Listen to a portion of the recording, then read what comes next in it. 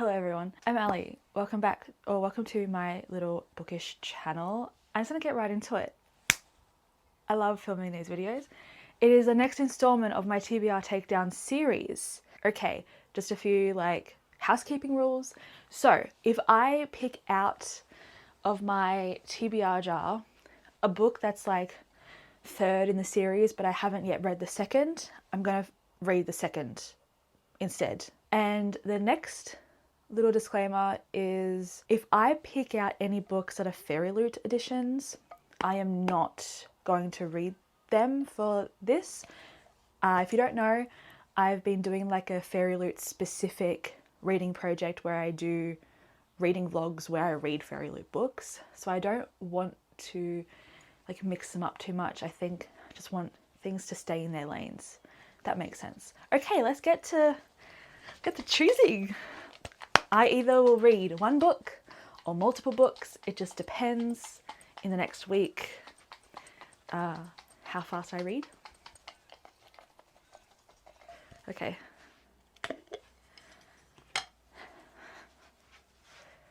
Lord in heaven. I always get so nervous, but it's always so fun.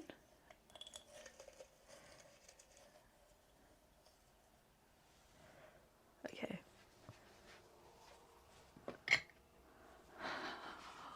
It's kind of big and I'm worried.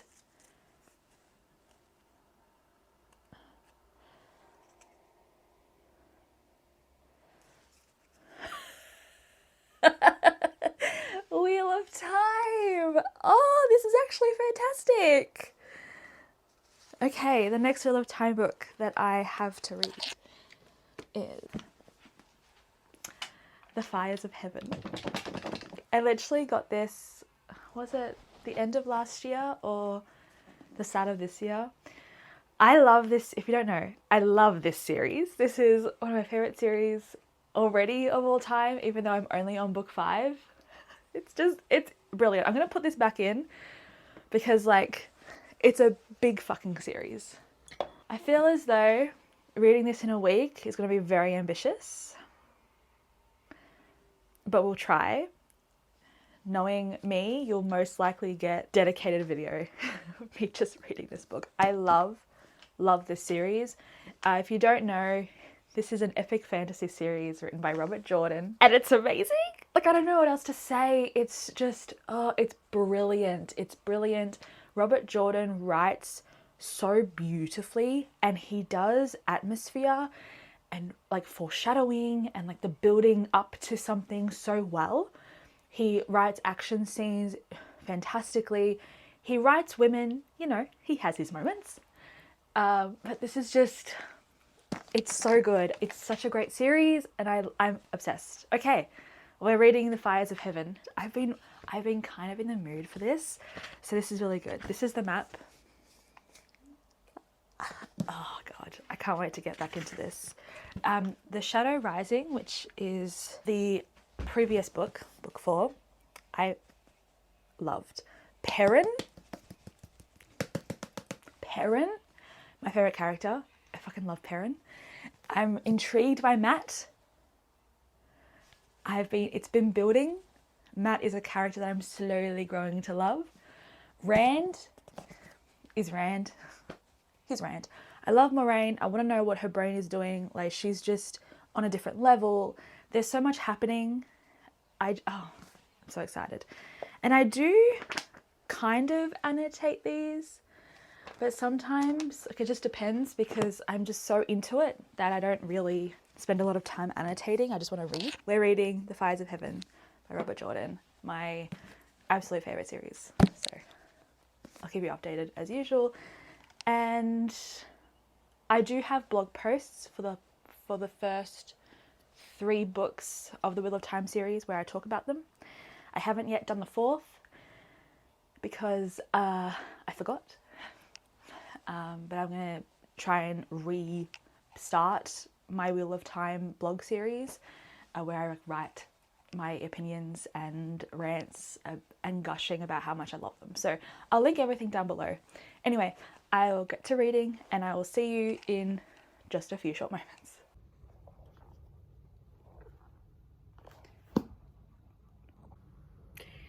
it's been, I feel like a few days since I've properly updated the vlog. So I am reading The Fires of Heaven. Where's my book? Let me just grab it.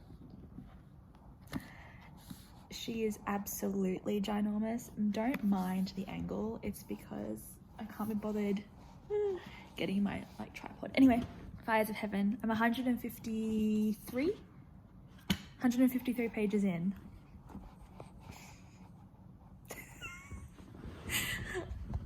Oh God, Robert Jordan can do no wrong.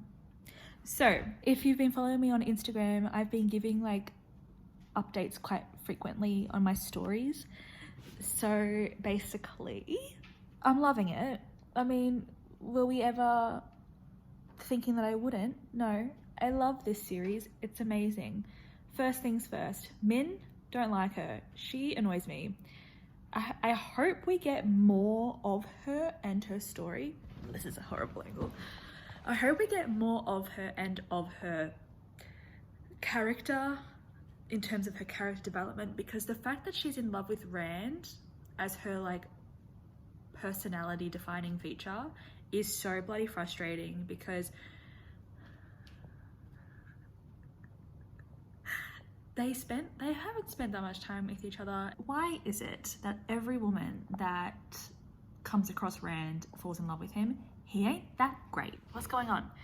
Anyway, so I hope we do get more about Min, because she's very boring to read, like if nothing else happens to her. I don't know what's going to happen with, what's her name? Schwan? She was the Amarillan seat. Be interesting to see their story and what the F is going to happen. Rand, my poor darling. I feel quite sorry for him in this book. Like, typically he kind of annoys me because all he does is whine, but I understand why he's whining. Like, he's still trying to understand himself and like his changed identity and the power that he has. Like, he's growing up in the midst of this sort of like apocalyptic type of situation. So I understand why he kind of annoys me, but he can be frustrating to read. However, I'm enjoying him.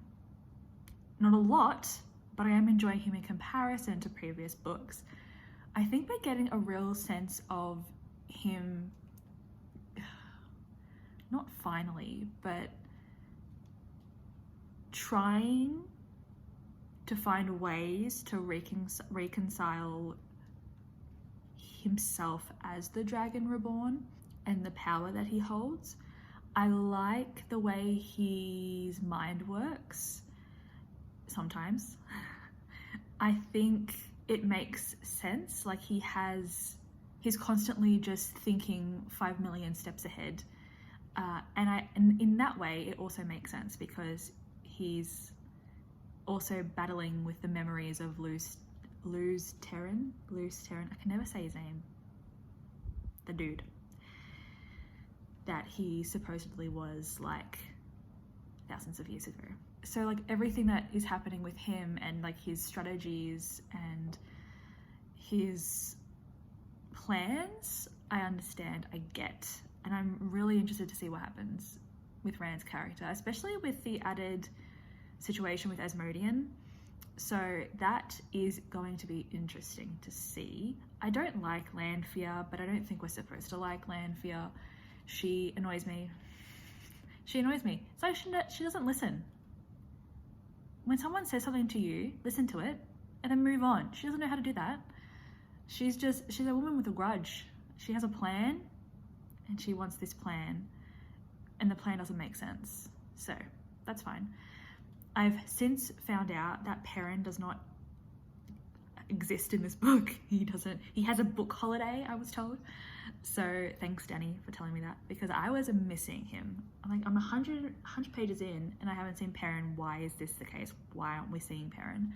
We're not seeing Perrin because he has a book holiday in the Fires of Heaven. Cannot wait to read book 6 so I can finally meet my darling boy. I love Perrin so much. However, you know who is becoming maybe a new favorite?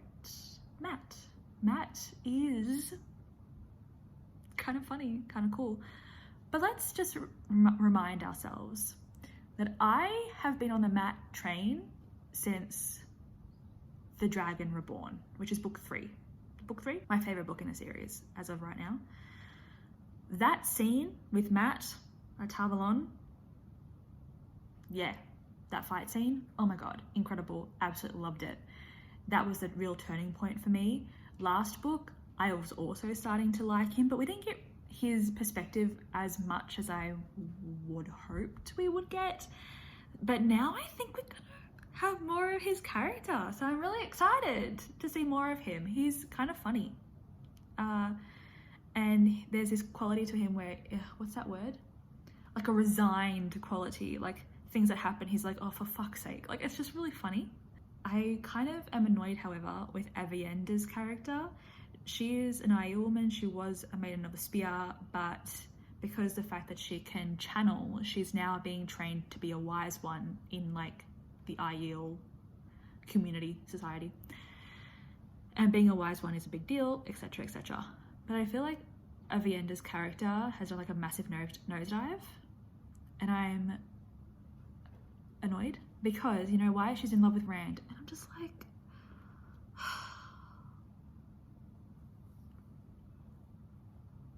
why? Is it because he's a redhead? No, that won't make sense because the Aiel are all redheads. Most of them are redheads. It's just Rand. He has no riz. He has no idea what the fuck's going on half the time. Ugh. Anyway, Avienda's obsessed with him. And I think she feels guilty because Elaine, you know, he belongs to Elaine. It's like, no bitch, she doesn't. No one belongs to anyone because Elaine doesn't even know him that well. No one knows this man and they're in love with him. That's why they're in love with him, because they don't know him. Rand is a walking red flag. Do not be with a man whose claim to fame is that he's going to save and destroy the world. No. Just walk away. Just walk away from him. Trust me. Trust me. You don't want the headache. We haven't seen Elaine yet. We haven't seen Nynaeve yet. I honestly wouldn't be opposed to not seeing them this book. Elaine annoys me. She does. Nynaeve though I love, so I would like to see her. Who else would I like to see? Oh, let's talk about Queen of Andor. Is it Morghese? You know how Morghese is with that man Gabriel? Don't know, sounds like Gerbil, but don't know how to pronounce his name. He's a Forsaken, isn't he? Is he Raven? He's a Forsaken. Did we know that already? Or is it just a theory that I have? He is a Forsaken. And it annoys the shit out of me that, I don't know, you're a queen, you're surrounded by, oh, but he has a lot of power, so he's just like puppeteering everyone. I just want him to die. The scenes where we see Morghese, Queen Morghese, with him make me incredibly uncomfortable because he uses his power to manipulate her. And it's so out of the realm of like who she is that it's extremely uncomfortable to read, which I think just speaks to the talent of Robert Jordan.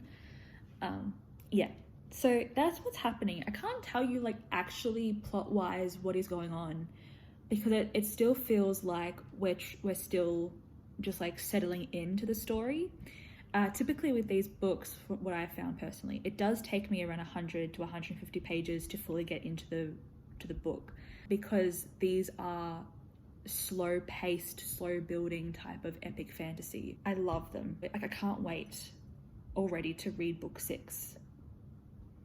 Because my problem, I can't predict anything that happens in these books. I try and I look like an idiot. I just don't know what's going to happen. And like, is this the book that we're going to get some, like, is the climax at the end of the book going to be Rand finally beating some Forsaken? Like, what's going to happen? How is this book going to end? And Moraine said recently, like, to Rand, like, she basically begged him to listen to her. It was really funny. She's like, Rand, like, you know, just let me be able to give you advice, because, you know, I might not be here, like, I might, you know, die in battle or whatever. And I'm like, why would you say that? I'm like, yeah, she's got a point, but also, is Moraine gonna die? Like, does she die in this series? I hope she doesn't die in the series. She's like epic. You know why I love Moraine so much? Because of Rosamund Pike, who plays her in the series. I'm a slut for Rosamund Pike, okay? So I don't want her to die. I don't want Moraine to die. But when she said that, I stopped, because Robert Jordan does foreshadowing really well, to the point sometimes where you don't realize it's foreshadowing until you go back to it and you're like, oh my God, he warned us. So is this a warning? Is this a warning? I don't want it to be a warning. I just want it to be like some like cheeky little fun that Moraine was having with Rand. I don't want her to pass away. She's one of my favorites. Also, the Aes Sedai, the girls are fighting. So Alade is currently the Amarillan seat. She's the head of the Aes Sedai. If you don't remember Alade was the advisor to Queen Morghese, and she's kind of a bitch. But she took over the Amarillan seat. I have to reread that scene because I completely forgot what happened. But regardless, we have a scene, like, this book opens up with a prologue where we are with the Aes Sedai, and we are seeing the tensions between these women and the way that they are not necessarily wanting to accept the authority of Alade, because in their minds it's like, well, Alade, you wouldn't be the Amarillan seat without us, so technically we're your equals, kind of thing. But Alade is going to change that, and she'll do it in a variety of ways, which she plans whilst we read that section of the prologue. But seeing the tensions of the Aes Sedai was quite interesting. I feel like this is going to be a bit more political, which I love. I love it. Even with the Aiel people, the Aielmen, we see these politics as well because of Rand and Couladin. Couladin? Couladin. I'm going to call him Couladin, who is an Aielman who claims to be basically who Rand is, or like chiefs of chiefs, or someone important. We meet Couladin in the last book, and he's a dick, basically. But I, again, like, kind of understand the people that side with him, because Rand is just changing everything and basically destroying the very foundations of the Aielmen. But yeah, the tensions and the politics between the different septs and societies and people, like, within the Aiel, is just so insane. Like, the level of depth to this world is insane. Like, I would love to know how Robert Jordan made everything, like, clear in his head. Like, did he have a Bible sort of book where, like, he wrote literally everything about all these peoples and just, like, referred back to it? Like, how does he remember? How did he remember, I should say? I keep on forgetting. It's so sad.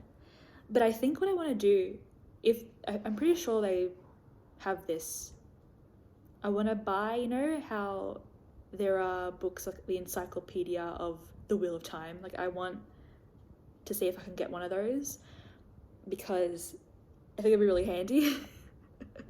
especially with how I've been reading this series. Like, I'm not binge reading them, I'm just reading them really slowly and getting to them when I want to get to them. So I think some sort of like reference book would be really good.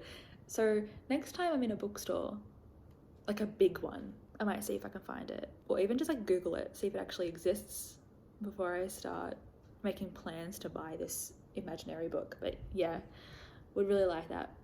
But to end this very long clip, really enjoying it, 153 pages in. So cool. We had a really epic like fight scene with Rand and are they dark hounds? So that's what they're called. And his use of balefire, and we get some more lore surrounding balefire and why it's considered bad. Oh my god, my brain. I think I said on Instagram that it hurt my brain, but in like the best way, because it's so interesting. And I'm like, Maureen, can you just like info dump this to me? Like, can you just give me like pages and pages of more information about this, because it's so fascinating. Like, balefire, when you use it against whatever, it removes them from their thread. Like, it's like time traveling. So if you kill a dark hound, or if you kill someone, it depends on the strength of your balefire or something. Don't quote me on this. The strength of the balefire is how far back in time their existence is destroyed. What? Like, this world is just so, it's so good. Like, who would have thought of that? I don't know. It's so good. So I think I want to read a bit more today. I have no plans to do work today. It's going to be a self-care, all about me day today, because I need it. Anyway, I'm gonna go back to reading and having a really relaxing day, and maybe sit outside with like an ice cream or something. So I'll speak to you soon. Oh, I just realized the fucking light is bad in my hair. Oh my god. Hi everyone. It is an update for, I need to move. It is an update for my TBR book. What? Anyway. Fires of Heaven by Robert Jordan. I am nearly halfway through. So, I forgot where I've left off. Let's just say that I am now fully into it. It took me a while to get into it, I won't lie. I was worried. I was just like, when are we going to get to like an actual plot? But I forgot that I need to trust in Robert Jordan, you know? So things are happening. I am enjoying Rand slightly more. Now, I said on Instagram that when Rand forgets to whine, because he's a whiner, he's actually a very engaging and intriguing character. Now, I've said this 5 million times. I understand why Rand whines and is kind of angsty. I read this series as kind of a coming of age series as well. You have these characters who, majority of them, when everything started, were okay, like they were technically young men and women, but they were teenagers still. Like, they were still children. Like, they were 17, 18, 19, around about those ages, except for Nynaeve. I think she was in her 20s. But Rand was just coming into himself as like an adult, and all of a sudden he's being told, like, you're the Dragon Reborn, you're like the reincarnation of this random dude who's this incredibly powerful historical figure, but you're also going to destroy and save the world. Oh, and also you have magical powers that are going to end up like rotting you from the inside, so you're going to become insane and then die. Like, I feel as though his mental state and the way he goes about everything kind of is understandable. Because if that was me, I'd be in bed. I'd be like, I'm fucking doing shit all.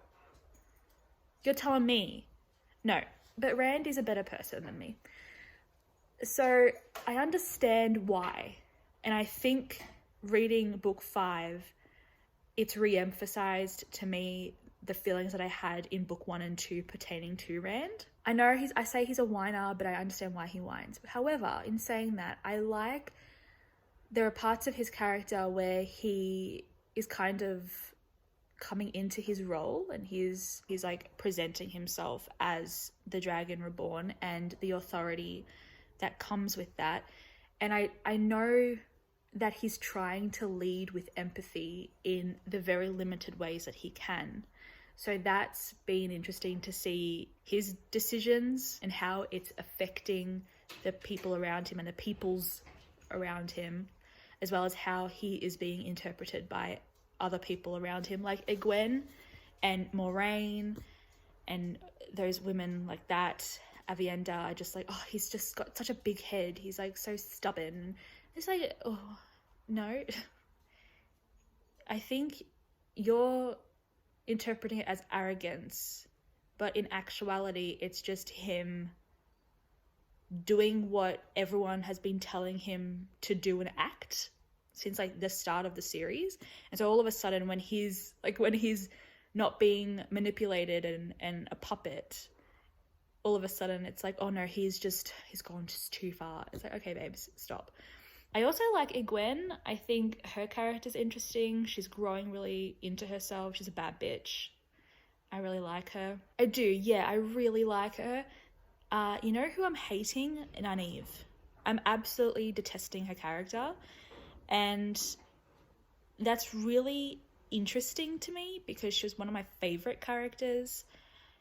But her, just in this one, it's just an almost constant complaining and complaining of how all of a sudden, you know, in the Two Rivers, she was this person of authority and she was, you know, a significant figure in the community. And as a result, the people and young people around her viewed her with authority and took her, like, and never really questioned what she said and just went along with it.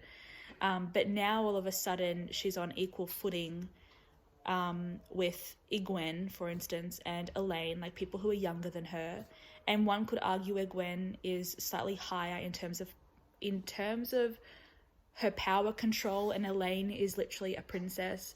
And so she's reconciling her identity as a woman who doesn't have all the answers to all the questions and who is being viewed in a way where her authority is questioned. But that because of that, she's constantly complaining about how she wishes it would go back to the way it was when people just listened to her and did what she wanted them to do. And I just hate I hate how she's become. I don't know. I think it's just because she is going through a lot. Oh my god, my hair. I think it's because she's just going through a lot as a character and she's like fixating on this small thing and making it a bigger deal. And it's just like really not uncomfortable, but just every time a character has a conversation with her, she's always biting their heads off. And it's like every character has to walk on eggshells around her. And Elaine does think this because they're currently paired up together going about their business. And it just makes for not very fun reading. So I hope that changes, or she has like a come to Jesus moment and she just reconciles the fact that everyone is changing and developing and she should be proud of them and not necessarily angered by how their growth doesn't mean that she is now worthless and like inferior. She should be proud of them. It's very annoying. Elaine as a character, what the fuck is going on with her? So like, she's now flirting and is like viewing Tom Merrilin as a viable sexual and romantic partner.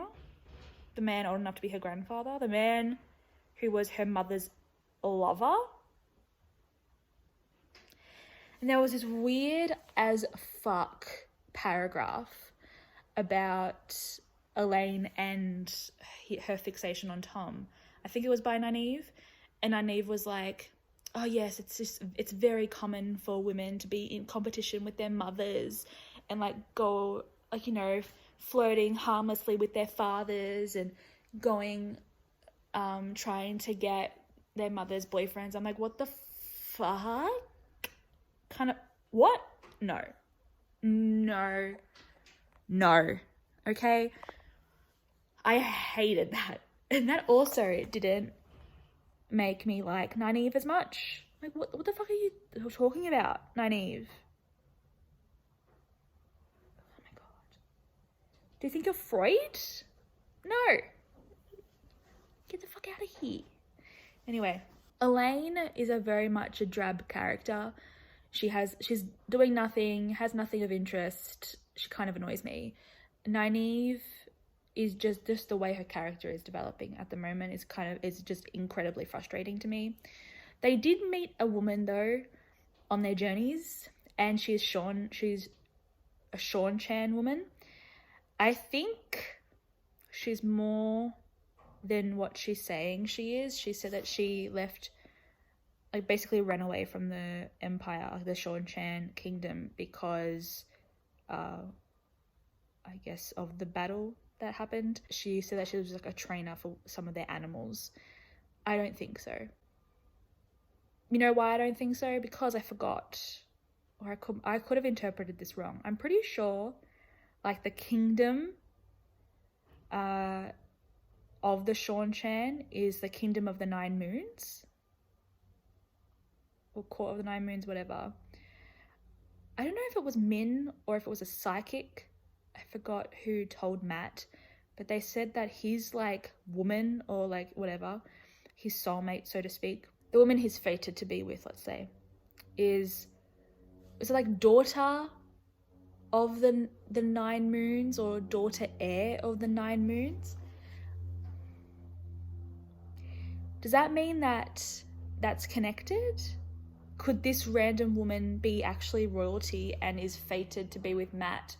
Or is Matt going to meet someone from that, like meet the princess, excuse Hunter, from that kingdom? Does that mean that they're going to be Sean Chan people? Like, or a Sean Chan woman? I don't know. It's just really interesting.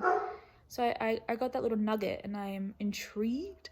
Matt is my favorite character at the moment in The Fires of Heaven. Yeah, he actually is my favorite character right now. I love him.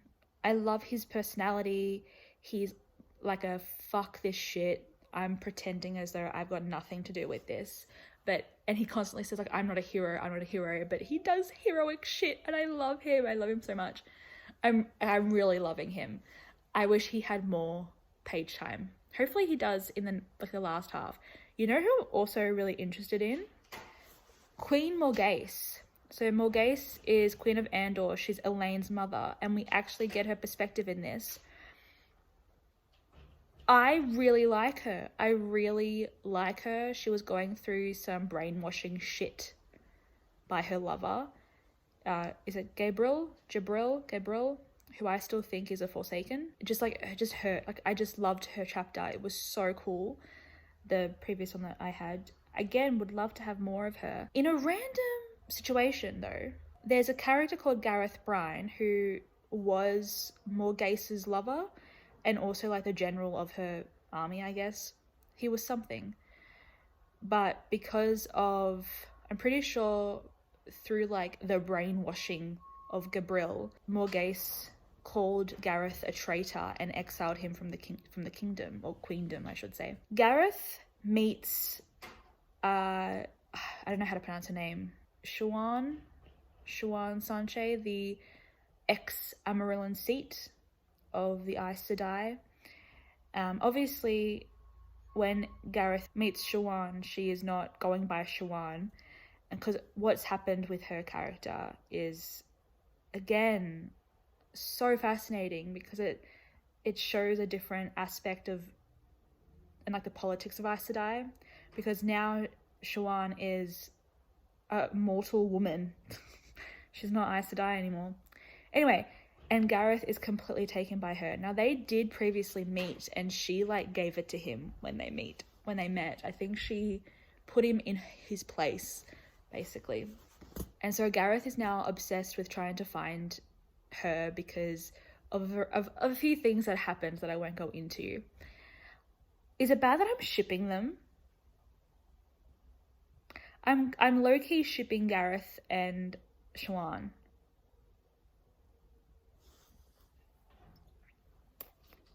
Is that weird?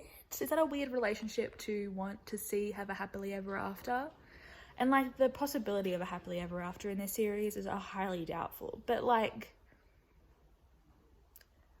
I kind of want them to like get together. How cute would that be? Seriously, how cute would that be?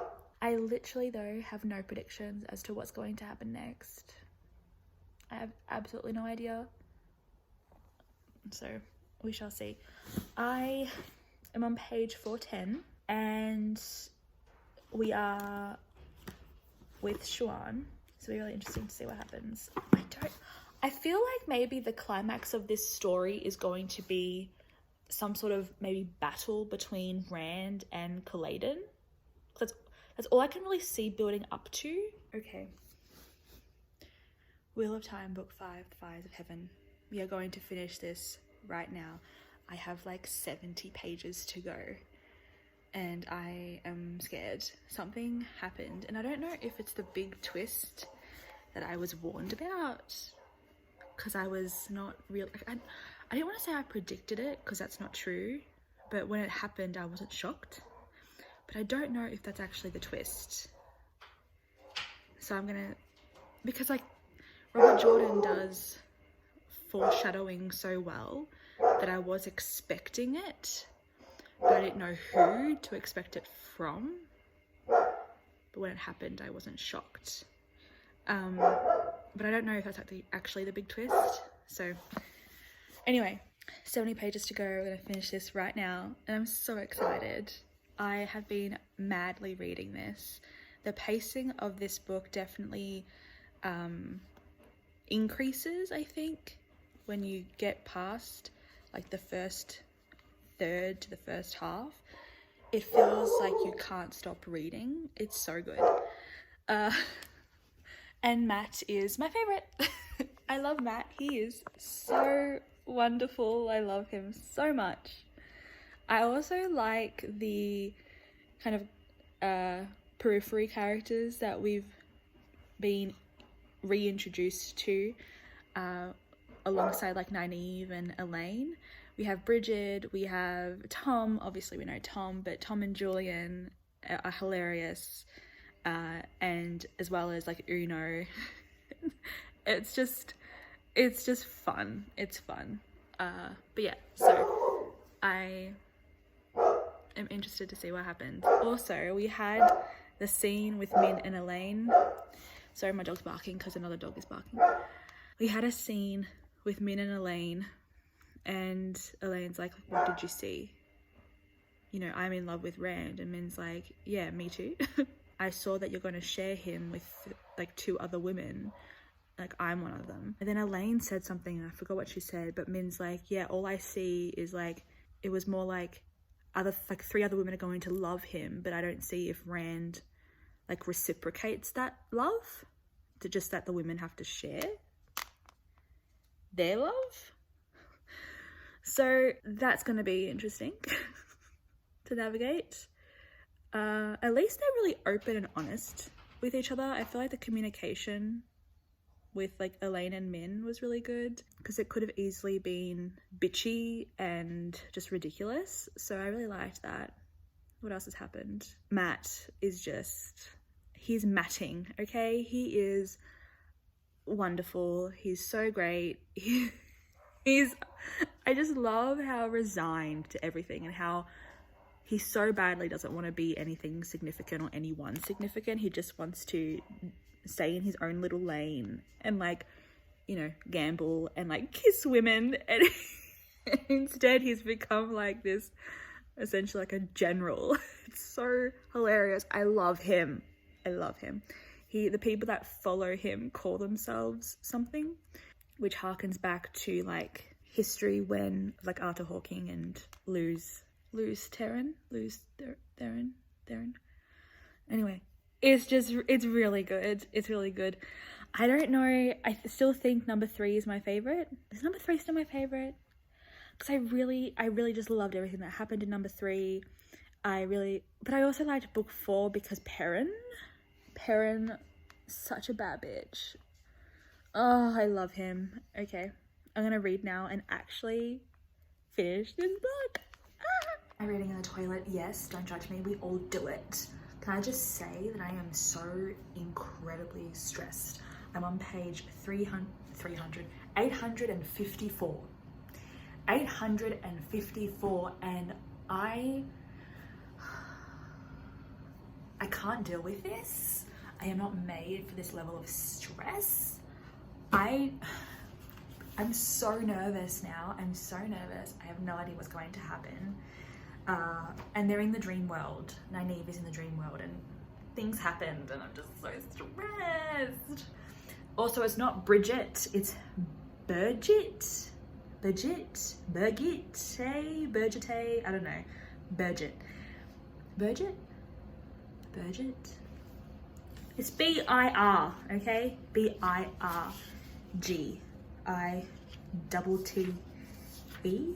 I believe. I mistakenly called her Bridget. But things are happening. And I really hope Moraine isn't dead. Because I really like her. Anyway, I need to finish this. Very stressed. I finished. I gave it 5 stars because I love this series. I love the characters. I love everything that happens. Like, I just love being immersed in this world. So it'll take quite a lot for a Wheel of Time book to not get 5 stars. But yeah, this was fantastic. Much more slow, like, not slow, because it's quite pacey. I think I said that in the previous clip. It's more like plot does happen and like there is action. The plot is being pushed forward. But at the same time, I feel like this is again very character based, and there's things happen in this that I am so terrified to see the repercussions of in the future, and I don't trust anything, you know, like the people that have died supposedly, that they're claiming to have been killed or to be dead, I don't believe they are. Like, I'm just so incredibly suspicious of everyone and everything. And the twist that I was talking about, which was foreshadowed earlier in the novel, about like dark friends being amongst the Aiel, that hasn't been revisited. So I'm scared. I feel like there's going to be more to come in regards to that. Also, I feel like the last few chapters when Rand is in Camelin and like the Aiel, like his army's in Camelin, and there's like a bunch of Trollocs there because Ravin was expecting him. I don't know if I liked that scene. Really unsatisfying between Ravin and Rand. Love that Nynaeve was like a bad bitch. It was implied. Was it implied? Or like, what did Nynaeve say it? Or am I interpreting it incorrectly? Moghedien? One of the Forsaken?